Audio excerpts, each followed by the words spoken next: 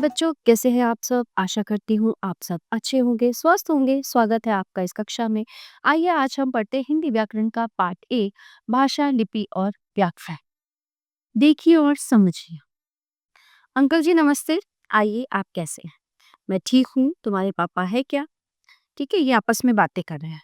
आप अगले चित्र में देखेंगे तो ये बच्चे यहाँ पे ये पढ़ रहा है और ये लिख रहा है।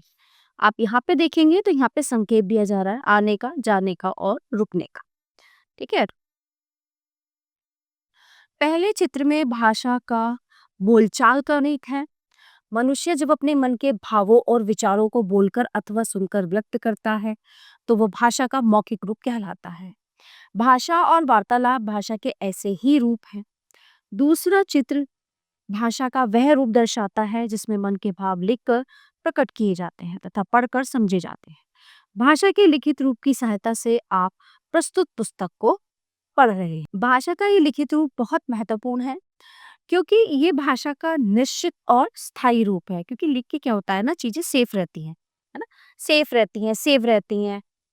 इंसान जो है प्रूफ कुछ भी दिखा सकता है, मतलब लिख के जो है सारी चीजें बहुत सुरक्षित और ठीक रहती हैं। यह भाषा को सुरक्षित रखता है और ज्ञान विज्ञान को भावी पीढ़ी को हस्तांतरित करता है। ये भाषा को मानकता भी प्रदान करता है। तीसरे चित्र में चौराहे पर हरी, पीली और लाल बत्ती के संकेत वाहनों के आवागमन को नियंत्रित करने के उद्देश्य से दिए गए हैं। इसका प्रयोग भी दैनिक जीवन में खूब होता है। मूक बधिरों की बातचीत, परेड का संचालन, ड्रम या सीटी के द्वारा व्यायाम, संगीत निर्देशन आदि सांकेतिक भाषा के व्यावहारिक रूप है, किंतु ये व्याकरण के अध्ययन का विषय नहीं है। ठीक है। तो भाषाएं केवल दो मानी जाती हैं, मौखिक और लिखित। भाषा के विभिन्न रूपों का महत्व। दैनिक व्यवहार में भाषा का मौखिक रूप ही सामान्यतया प्रयोग में अधिक लाया जाता है। भाषा के लिखित रूप का प्रभाव तो स्पष्ट है। इसके कारण ही हमारा प्राचीन साहित्य आज तक सुरक्षित है। विश्व के सभी महत्वपूर्ण कार्य भाषा के लिखित रूप में ही होते हैं। भाषा का लिखित रूप स्थायी होता है, अतः भाषा का लिखित रूप ही अधिक महत्वपूर्ण है। कभी कभी लाचारी में गोपनीयता बरतने के लिए कुछ संकेतों का भाषा के रूप में प्रयोग किया जाता है।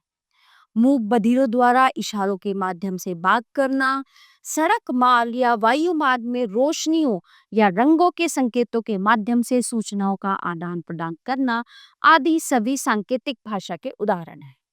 परंतु मनुष्य संकेतों के द्वारा मन के हर भाव या विचार को प्रकट नहीं कर सकता। इसलिए संकेतों के द्वारा मन के भाव या विचार को व्यक्त करने की विधि को महत्व नहीं दिया जाता। मातृभाषा। मातृभाषा का अर्थ है माता की भाषा, अर्थात वह भाषा जिसे बच्चा अपनी माँ से सीखता है। बच्चे की माँ जिस भाषा का प्रयोग करती है, छोटा बच्चा धीरे धीरे वही भाषा सबसे पहले सीखता है। उदाहरण, गुरमीत के घर पंजाबी भाषा बोली जाती है। श्रीधरन के घर तमिल भाषा बोली जाती है। आनंद राव तेलुगु बोलते हैं। प्रमोद मणिपुरी बोलता है। धनीराम कन्नड़ भाषा बोलता है, इत्यादि। इस प्रकार पंजाबी, तमिल, तेलुगु, मणिपुरी व कन्नड़ प्रांतीय भाषाएं हैं। पंजाब के अधिकांश लोग पंजाबी बोलते हैं। हिंदी का महत्व। संसार में अनेक भाषाओं का प्रयोग होता है, जैसे चीनी, अंग्रेजी, हिंदी, स्पेनिश, फ्रांसीसी, रूसी, अरबी, जापानी, पुर्तगाली, फ्रेंच आदि। इन भाषाओं को विश्व के 2/3 लोग अपने प्रयोग में लेते हैं। हमारी राजभाषा हिंदी को इनमें तीसरा स्थान प्राप्त है। राष्ट्रीय भाषाओं में हिंदी का स्थान। भारत के विभिन्न राज्यों प्रांतों में बोली जाने वाली 22 प्रमुख भाषाएं हैं। असमिया, उड़िया, उर्दू, कन्नड़, कश्मीरी, कोंकणी, गुजराती, तमिल, तेलुगु, नेपाली, पंजाबी, बांग्ला, मलयालम, मराठी, मणिपुरी, सिंधी, संस्कृत, मैथिली, संथाली, डोगरी, बोडो और हिंदी। ठीक है। इन सभी भाषाओं को हमारे संविधान की 8वीं अनुसूची में राष्ट्रीय भाषाओं के रूप में स्वीकारा गया है। लेकिन 14 सितंबर 1949 को भारतीय संविधान सभा द्वारा हिंदी को राजभाषा के रूप में स्वीकार किया गया था। इसलिए प्रतिवर्ष 14 सितंबर को पूरे देश में हिंदी दिवस मनाया जाता है। भाषा और बोली। भाषा और बोली दोनों के माध्यम से ही विचार विनिमय किया जाता है। भाषा का क्षेत्र विस्तृत होता है और बोली एक छोटे क्षेत्र तक ही सीमित रहती है। एक भाषा में प्राय अनेक बोलियां होती हैं। भाषा में साहित्य की रचना होती है। बोली का रूप मौखिक होता है। भारत में सामान्यतः बोली जाने वाली प्रमुख बोलियां हैं हरियाणवी, खड़ी बोली, ब्रिजभाषा, बुंदेली, राजस्थानी, अवधी, छत्तीसगढ़ी, भोजपुरी, गढ़वाली, कुमाऊनी, दक्कनी, हिंदी आदि। लिपि भाषा के मौखिक रूप को रूप देने के लिए ही भाषा के लिखित रूप का विकास हुआ। प्रतीक ध्वनि के लिए लिखित चिन्ह या वर्ण बनाए गए। वर्णों की व्यवस्था ही लिपि है। वास्तव में लिपि ध्वनियों को लिखकर प्रस्तुत करने का ढंग। संसार में विभिन्न भाषाओं को लिखने की अनेक लिपियां प्रचलित है। वैसे किसी भी भाषा को किसी भी लिपि में लिखा जा सकता है। जैसे हिंदी को रोमन लिपि में लिख सकते हैं। ठीक है। दंगल एक फिल्म का नाम है। इसके बावजूद प्राय भाषाओं की लिपियां कुछ निश्चित हैं। सबसे प्राचीन लिपि ब्राह्मी है। देवनागरी लिपि का विकास भी ब्राह्मी लिपि से ही हुआ है। ब्राह्मी लिपि से गुजराती, बांग्ला आदि भाषाओं की लिपियां भी विकसित हुई हैं। संस्कृत, हिंदी, मराठी, नेपाली आदि भाषाएं देवनागरी लिपि में लिखी जाती हैं। पंजाबी भाषा गुरुमुखी लिपि में लिखी जाती है।